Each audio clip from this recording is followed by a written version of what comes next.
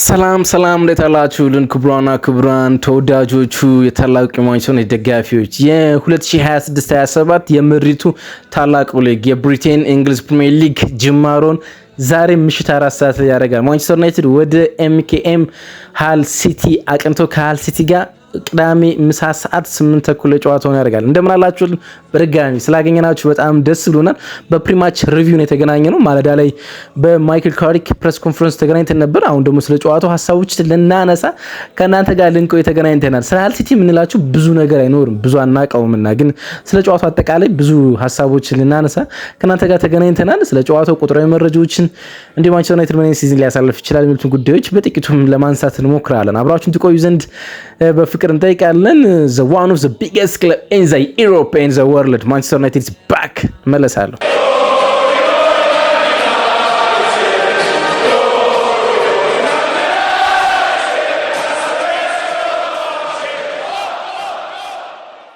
ተመለስና አድማጮቻችን፣ ማንቸስተር ዩናይትድ ወደ ሃል ሲቲ ያመራል። እንግዲህ ሃል የከተማ ስም ነው እንግሊዝ ውስጥ እና በዳነን ኢንግላንድ በሚመራው ጨዋታ ላይ ኤምኬኤም ስታዲየም ላይ ከ25000 ተመልካቾች በሚገኙበት ምሳ ሰዓት በእንግሊዞች ሰዓት አቆጣጠር 8 ሰዓት ተኩል ላይ ከሃል ሲቲ ጋር የ2026-27 የእንግሊዝ ፕሪሚየር ሊግ የመጀመሪያ ጅማሮ ነው ያደርጋል። የማራቶኑ የመጀመሪያ ጅማሮ ማለት ነው። ማራቶን ላይ ስፕሪንት ያን ያህል ጥቅም ላይኖረው ይችል ይሆናል፣ ግን እያንዳንዱን ጨዋታ ማሸነፍ በማራቶኑ ዋንጫ የነጥቦች ድምር ላይ በጣም አስፈላጊ ነው።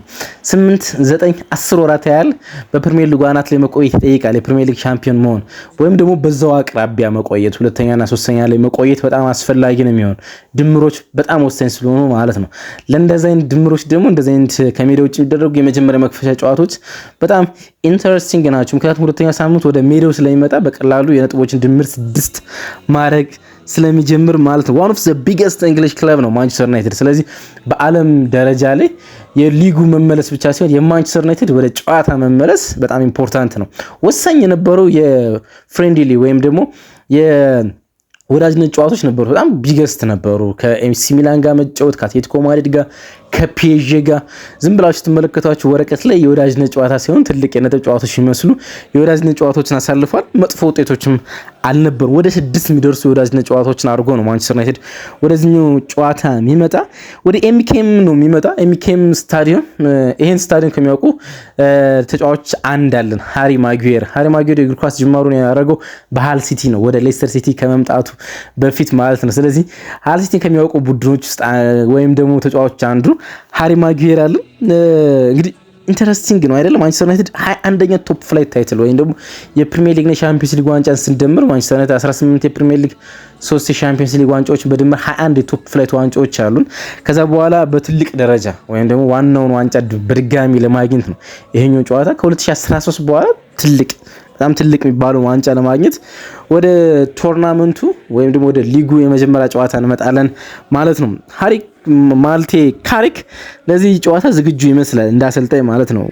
ከማንቸስተር ዩናይትድ ጋር ካደረጋቸው 17 ጨዋታዎች 12ቱን ማሸነፍ ችሏል።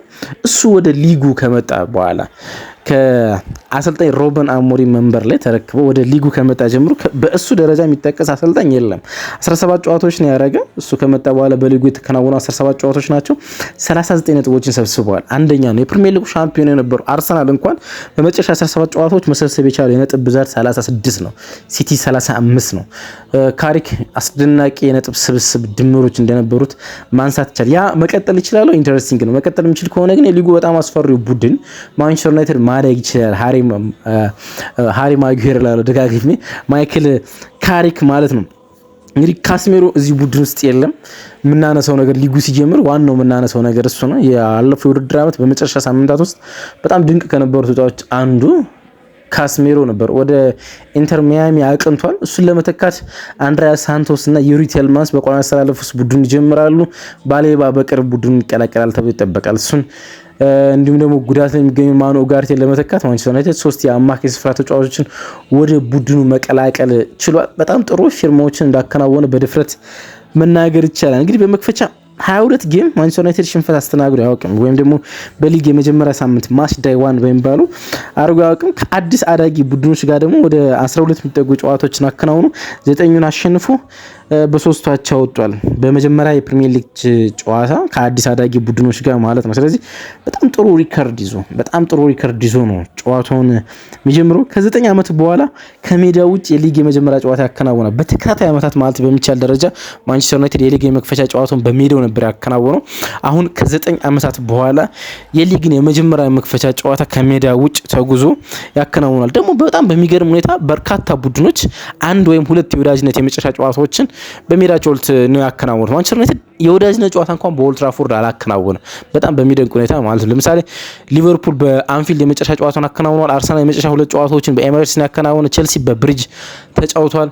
በርካታ ቡድኖች የወዳጅነት የመጨረሻ ጨዋታቸውን በሜዳቸው ማከናወን ችሏል። ማንቸስተር ዩናይትድ ግን የመጨረሻውን ጨዋታ እንኳን ሲያደርገው ወደ ፖላንድ ማቅናት ነበረበትና ምንም አይነት የወዳጅነት ጨዋታዎችን በኦልድ ትራፎርድ አላከናወነም። ደግሞ የመክፈቻ የመጀመሪያ ጨዋታም ደግሞ አላየም እና እንግሊዝ ለሚገኘው ማንቸስተር ዩናይትድ ደጋፊዎች ማንቸስተር ዩናይትድ ከኛ እኩል በጣም እንደተናፈቀ መግለጽ ይቻላል። ስለ ሃል ሲቲ በጥቂቱ እንምጣ እስኪ። እንግዲህ ሃል ሲቲ በአኳን ኢካሊ በሚባል ባለቤት ነው ወደ ሊጉ ይመጣ። የመጀመሪያው በፕሪሚየር ሊጉ ቦስኒያ የሆነ አሰልጣኝ ሊጉን ቡድን እየመራ ይመጣል ማለት ነው። የቦስኒያ ሄርዞጎቪና አሰልጣኝ በፕሪሚየር ሊጉ ታይቶ አይታወቅም አሰልጣኝ ማለት ነው። በቦስኒያ አሰልጣኝ ሰርጌይ ዮካሮቪች ቡድኑ ይመራል።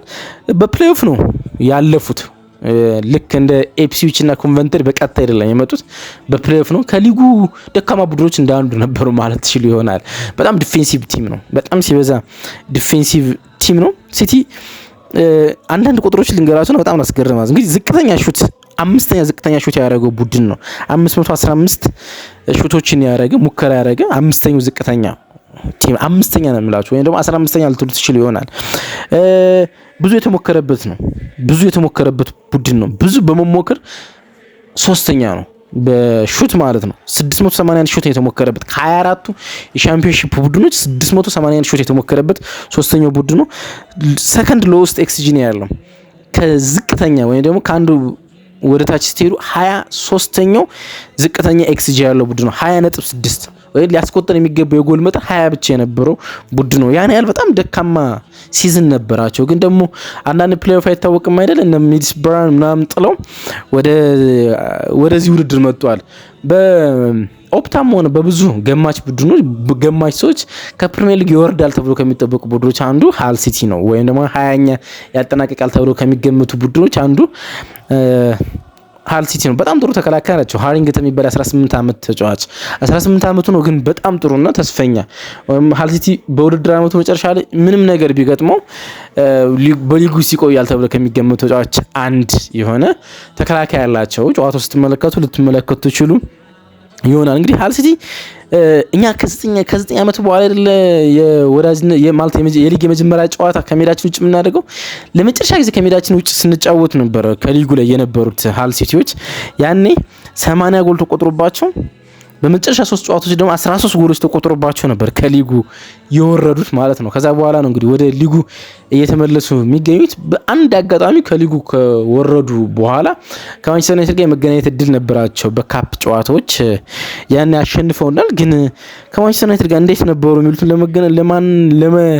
ለመመልከት ለመጨረሻ ጊዜ ስንገናኝ ፌብሩዋሪ 2017 0-0 ነበር የተለያየ ነው። ግን የመጨረሻ 10 ከሃል ሲቲ ጋር የነበረን ጨዋታ ብትመለከቱ በሃል ሲቲ ሽንፈት አላስተናገድን። ወይም ደግሞ ሃል ሲቲ 10 ጨዋታ ሳያሸንፍ የተጓዘው በታሪክ ውስጥ ማንቸስተር ዩናይትድን እና ቼልሲን ነው ሳያሸንፍ ረጅም ጉዞ የተጓዘው ማለት ነው። 10 ጨዋታዎችን ማንቸስተር ዩናይትድ 2 ጨዋታ አቻ ወጣ፣ 8 ጨዋታ ደግሞ ማሸነፍ ቻለ ከሃል ሲቲ ጋር ማለት ነውና ሃል ሲቲ እና ማንቸስተር ዩናይትድ ያላቸውን የነጥብ ጉዳዮች ስትመለከቱ ማንቸስተር ዩናይትድ ፍጹም የተሻለ ቡድን እንደሆነ ማንሳት ይቻላል። ካሪክ ማለዳ ላይ በሰራንላችሁ ፕሮግራም ላይ ካሪክ የጉዳት ዜናዎችን ለመጥቀስ ሲሞክር ነበረ። ማይኖሩ ተጫዋቾችን የሚሰማውን ለጨዋታው የመድረስ እድሉ በጣም ጠባብ ነው። ቤንጃሚን ሴስኮ ለጨዋታው ዝግጁ ነው፣ ጥቂት ደቂቃዎችን ያገኛል ያለ። ስለዚህ የመጨረሻ 10 ደቂቃዎችን ተቀይሮ ሲጫወት የመመልከት እድል ይኖራል። ማቲያስ ዴሊት አይኖርም ለዚህኛውም ጨዋታ። አዲሱ ፈራሚ ጄሰን ዳሎር በተጠባባቂ ግብ ጠባቂ ቦታ ላይ ይኖራል ተብሎ ይገመታል። እንደ ላይንአፕ ማንቸስተር ዩናይትድ ይኖራል ተብሎ የሚጠበቀው ላይንአፕ ሴን ላይመንሰን በግብ ጠባቂ ቦታ ላይ ይኖራል። ዲያጎ ዳሎ የማንቸስተር ዩናይትድ የቀኝ መስመር ተከላካይ ይሆናል። ብዙ ደጋፊዎችን ባያሳምንም ሌኒ ይሮና ማጉዌር የሴንተር ባክ ጥምረቱን ሲመሩ ሉክ ሾ ግራ ፉልባክ ላይ ይኖራሉ። ዩሪ ቲልማንስና አንድሪያስ ሳንቶስ የመጀመሪያ ላይንአፕ ውስጥ ይኖራል ተብሎ ይጠበቃል። ኮቢ ማይኑ ብዙ የወዳጅነት ጨዋታዎችን ስላላከናወነ አዲሶቹ ፊርማዎቹ ዩሪ ቲልማንስ፣ አንድሪያስ ሳንቶስ በጥምረት ይኖራሉ ተብሎ ይጠበቃል። ብሩኖ ፈርናንዴዝ የአምኖ ፕሪሚየር ሊግ ክሬቲቭ ኢንጂን እንዲሁም ደግሞ ብዙ አሲስት አራጊ የምንጊዜም የእንግሊዝ ፕሪሚየር ሊግ በአንድ የውድድር ዓመት ብዙ አሲስት ያደረገው ተጫዋች ይኖራል። አማድና ኩኛ በሱ ግራና ቀኝ ከፊት ብራያን ምቤሞ ይኖራሉ ተብሎ ይጠበቃል። ኩኛ የመጀመሪያውን የሙሉ የ90 ደቂቃ ጅማሬ ያደርጋል።